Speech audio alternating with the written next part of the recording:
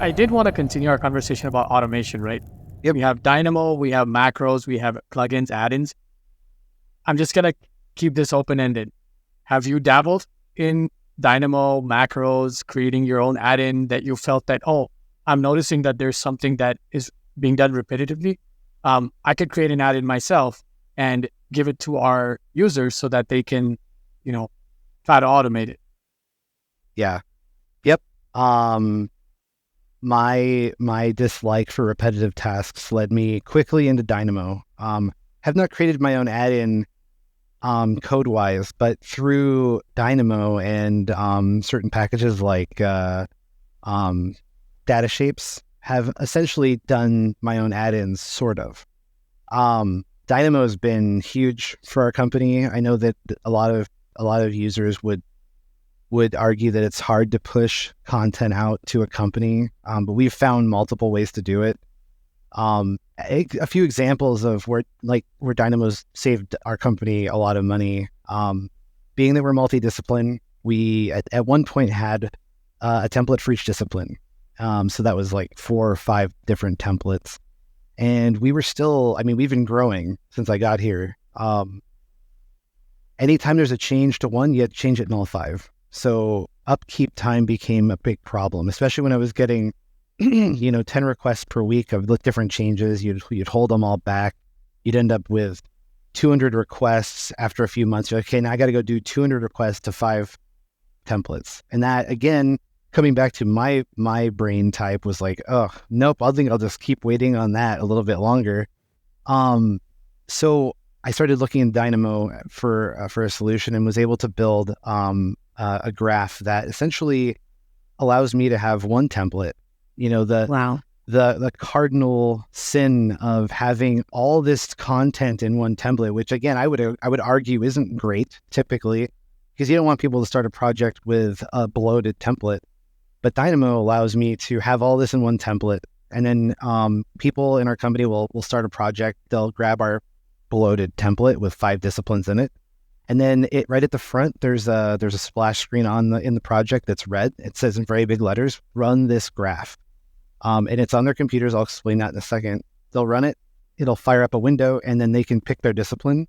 They can type in basic project information and hit a button. And at that point, it will clean out all the disciplines that they aren't selecting, plus some of the fluff. And then they basically have the template where it would have been had I been keeping them separate. So now I have less time at the back end, a lot less time. Or now it's actually Dustin has to spend a lot less time upkeeping the template. And we have really good feedback about that. Another interesting one as an example. Any particular quotes on the feedback? No, not really. Just that it works. Yes, Robert, you're awesome. Robert, you're awesome. Yeah. With Dynamo, the people who I've had time to explain the process to or have shown the graph to think it's amazing. I think most people don't really know what goes on behind, and they're just happy that they can get their work done. So yeah. I don't care if I don't hear a thank you. I'm just the knowing that I don't have to waste as much time on the back end is good enough for me. Yeah. There's something that you just mentioned there. There was a podcast that I done with someone called Sam Baker with the 3 Musketeers. And he came up with the analogy that just fits in perfectly with this is, if you don't know what happens under the hood, at least have an appreciation of what happens under the hood. Do you feel that people did appreciate what you've done there when they have to go and just press a button to get rid of all the fluff and all of the other templates that they don't need? Did people appreciate that, or did they just think, oh, it's just automatic, what's he on about, and just press the button? I think they do. And part of the reason they do is because I'm a nerd and I talk a lot. So when people start and I have to show them our tools a little bit, I tell them like, well, this is what Dynamo is, and here's how it works. And as an example, here, this one will clear out the template. So I do give them little examples of what it's doing, and just enough to pique their interest. Yeah, that's brilliant. So I think that is in itself a key, because a lot of BIM managers are disconnected from that. They don't show what exactly, the hard work and everything is. And I think, that again is the personality thing. Your personalities fit in for this particular role because you're able to communicate and include everyone in what you do and explain it on an easier level. In anything that we do, if it's, say, for example, cooking a recipe, you might just say, oh, you just put in this, the other. And to someone else, that could be really daunting. But if you just kind of simplify and say, oh, you've only got 3 ingredients. Oh, and they instantly perk up. It was like, oh, okay, only 3 ingredients, right? Okay. And I've got them all in my fridge. That's brilliant. I could do this. So it's the way that you take it across, and like you say, just to pique their interest. I think that's incredible in any line of work. And I think it's something we should all kind of work harder to do when we are involving others in the team. I found that some of the best Dynamo ideas I've received, the reason I try to explain to every user what Dynamo is the same reason that I found it in the first place. And it's like, if you are working and you're like, man, the thing that I'm doing right now, I do not like it, and it doesn't require any brain power. I'm like, write it down and come talk to me. Maybe there's something we can build, for it. And maybe we can build it together and you can learn a little bit about the process. But I've had quite a few good ideas coming from, even technicians just doing some repetitive testing. Is there any way we could do this? And so we talk about it. And then if it is in the realm of possibility and it makes sense, I'll make it. So, to plug another software that we use something called Orchestra, which is a cloud-based Dynamo manager. And it allows us to easily publish graphs to our whole company. So they end up showing up in their ribbons.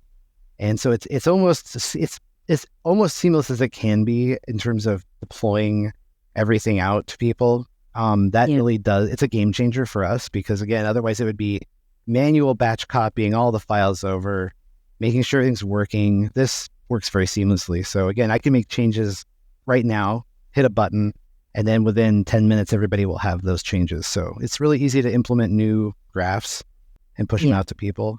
But Autodesk does allow a weekly publish. I just wanted to put it out there because I don't want Autodesk to say, hey, what are you talking about? You don't make you do it manually. There's a weekly publish, but I guess what Cloud Manager allows you to do, and I've seen when there's a lot of projects that are, short-term duration, very fast-paced, you need to publish either daily or there's times where you have to publish them twice a day. So that's where the automation part comes in from Naviate Cloud Manager. Is you can set up a job to say publish during lunchtime and then after work, and you have your 2 publishes in a day, which you're not really able to do anymore. Exactly. Well, and again, for the workflow that we originally came up with was, and this was using a different software, but we can do the same thing with Cloud Manager, is if we publish every day, then the next day in the morning, we can download that to our server, and that gets backed up on our backup, which means now, rather than hoping that Autodesk Cloud has our backups forever, we have our own physical backup of every day. So if the cloud were to go down for a month, for some reason, it goes down a lot. That's my only complaint about ACC. And what it is, it's technology. You got to take the good with the bad, right? But if something were to go really wrong, we have a backup from the night before. We could work on it locally if we have to. So that was the idea. But once a week wasn't enough. It's not enough for people to look at progress on a daily basis. And things move so fast that I'm surprised that they don't have a nightly publish at this point. But I get that from Cloud Manager, so I'm happy. Yeah, I think that's great. And just to kind of take a step back and look to what you've just explained there, Robert, I think about the Dynamo and the upkeep of your scripts and things like that, and to try and simplify things, yet make it, accessible for the rest of the team. We've got 130, 140 users, and you want to make sure that the work is being accessed by all of them with regards to your templates. Taking through the ACC side of things, where, we're talking about backups and things like that. There was a lot of conversation, I would say, at the start of the pandemic is, oh, it's on the cloud. Why would we need to back it up? I can see by your face. It's like, come on, you have to back up your data no matter where you are. And we just treat it as though it was a server. So, if you got your server, you've got a backup of your server. If one goes down, you've got something else, like you say, we can work on. I think that's a really key point, for our listeners who are using cloud, or whether they're using OneDrive, whether they're using ACC, no matter what cloud platform they're utilizing, it's always important to have that data backed up somewhere else. even, spilling of coffee over a laptop and that's it, whatever's on there's gone, it's kind of thing. So yeah, I think that's really key. Coming up next on Optimise et al. Tell us a bit more about how you then filter the information down to your BIM leads.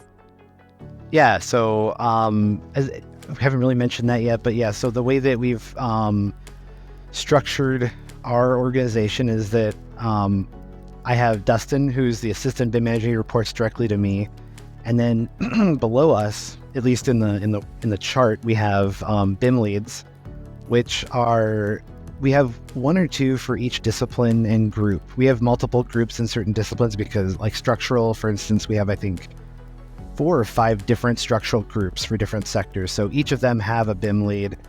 And these BIM leads, they don't report directly to us, but we oversee them on the BIM side. And the way that it works is the people that would report to them for support, we ask them to try and utilize your BIM lead, feedback and kind of improvement across our company. Have you guys ever heard of Kaizen before? No. The concept of Kaizen, right? Yeah. Yep. So, I mean, I think it was originally developed by a Toyota company.